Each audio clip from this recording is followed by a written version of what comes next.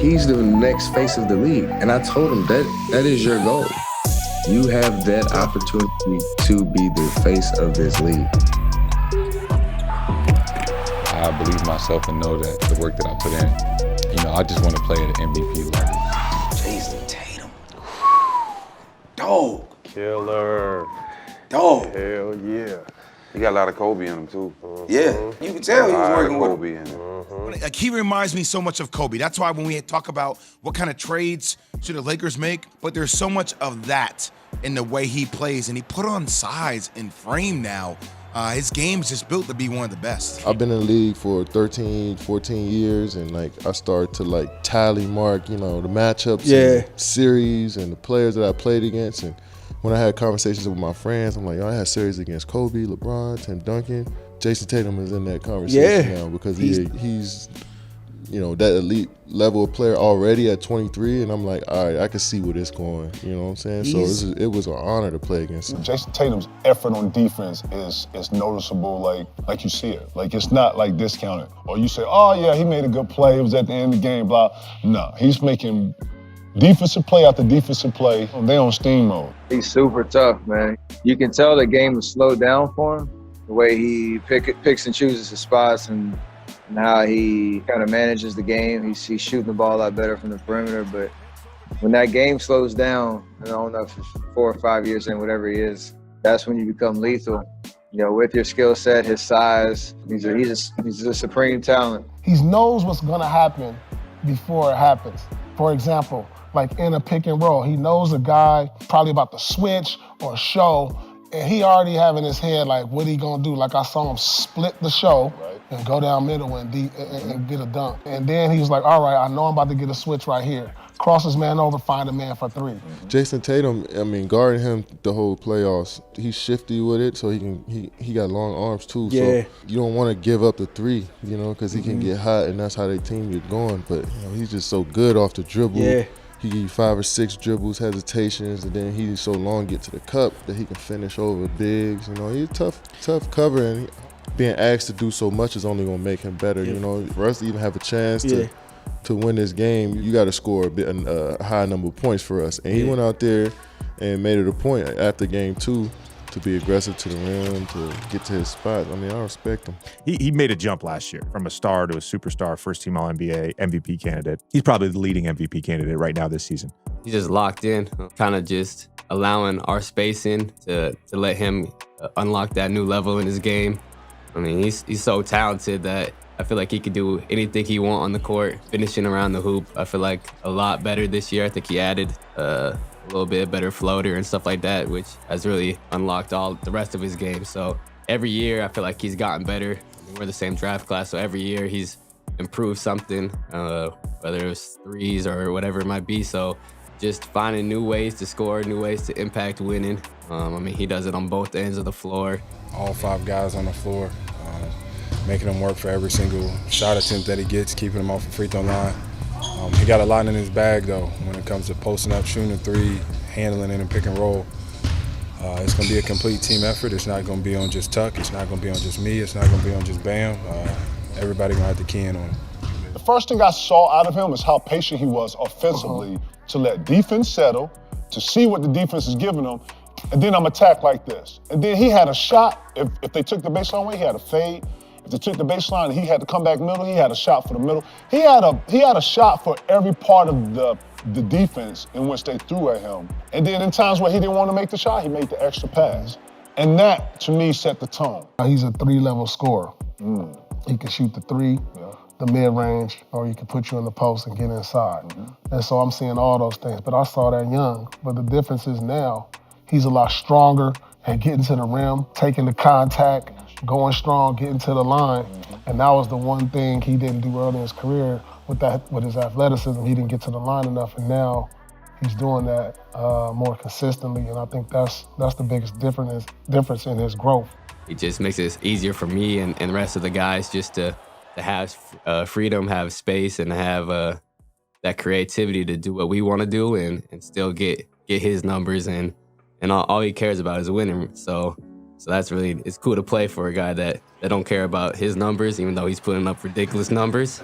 If you're the best player, the ball's gonna find you. And I mean, he hits a couple, you just know just to get it to him, get out the way, and just finding different ways to get him the ball, get him different looks, get some freedom, some space, because I mean, a lot of teams try to be really physical with him.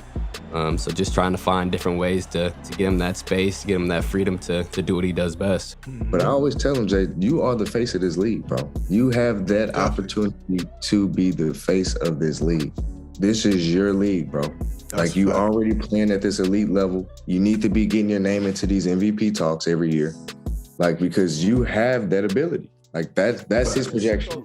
Tatum's played at MVP level right now. Right. How's it been watching him continually get better every year? You know what I mean? It's been incredible. Since I came in, like, I remember looking back to that year and seeing the growth of not only just JT, but JB and even Smart year over year, and seeing how much they've improved, not only just talent-wise, but just their approach and their professionalism, how they treat people with respect, how they've always been very respectful guys, but like being able to like communicate with others, being able to trust one another, like that stuff has to grow. That's maturity to me. Cause Jayson Tatum probably would have took 2 on and tried to Euro and go over one and, you know, got a foul or whatever. Now he's willing and passive, making the corner threes, making guys better. You know, when you first come into the league, everyone's trying to, you know, be themselves, prove themselves and everything else. And now I think they're so secure for one another and so secure of this team that they know that they can talk to however one another the right way and how to approach one guy versus the other. Like, it's just so much that goes into the sport of basketball behind the scenes that people don't really give credit for, and I want to give them big shouts out for that. I mean, he's a special talent. He's an all-star for a reason. You know, he's a special talent. And I'm pissed off he actually had to get going against us tonight. He was struggling a few times coming into the game tonight, but you know, he always picks up his energy when he plays me. So in that regard, I was happy for him that, you know, just from a fan aspect of him being able to get himself going and get out of his little slump or whatever. But I did hate it was against us. As a player who's kind of been in that position where it's like your role is getting bigger, you know, as each year goes by early in your career, just the experience, you know, you get more comfortable. You know, I just think he's been in those situations more often. To me, that shows the growth, you know, and the level of player he is when another player leaves the door open and it's your opportunity to shut it or, you know, shut the door on them, and he does it. You know, I've done it to people plenty of times. So, you know, you got to give credit to him and his growth as a player.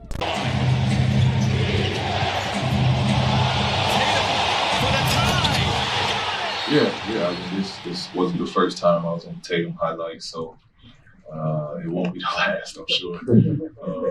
But he's special, man. He's a special talent. It says a lot about him. He has to go against myself, Pat, Kawhi, Mo, and still, you know, pull his team together without, you know, Gordon in the lineup and still put up 30. So it says a lot about his talent and his skill. But he's good, man. He's good. It's the reason the Celtics are up to the hot start they are. I think JT does a good job of just staying calm. You know, no matter if it seemed like everybody could be yelling and screaming or passionate, and JT got that ability where it's just like he just in his own vibe, not too high or not too low, you know. And at times where, you know, it could be frustration or, you know, you want him to say something or speak out, he just be, he don't say nothing. He just cool, you know what I mean? He let everything kind of work itself out. That's one thing that I think that I could, you know, just benefit from in a sense. But at the same time, I'm gonna need him to speak more and talk more and be more vocal. Tatum be talking trash for sure. He don't talk trash to other people, but like when you come to the bench, like, yo, I'm not gonna bring it up. Don't worry. He'll say stuff like that. I'm not gonna bring it up. Don't worry about it. That's great. Like, all right, That's even worse. Like, damn, dog, you already done brought it up. Bring it up. Right. Yeah, you might as well say it now. On the court, you know, he's a bucket. He can get 30 in his sleep, and so we've just tried to help him grow and expand his game. And he's doing all the things he naturally does, but becoming much more of a playmaker, leader out there, and getting everybody else involved. And when you talk about length, size, athleticism, skill set, That's Jayson Tatum. You can't deny that. He's a top 5 talent in the league. When you look at Jokic, when you look at Luka, when you look at Bron, these guys, their ability to distribute the ball opens things up for them to play one-on-one. Because now you're afraid, like we can't double team him. He's an outstanding passer. If we let him go one-on-one, he's going to cook us. There is no answer to Jayson Tatum's game if he can distribute at a 6, 7 assist type night. And this is where it comes in, that the mentality that night in and night out, no matter what superstar he's playing against, he's going to be the best player on the floor. I mean, he has it all,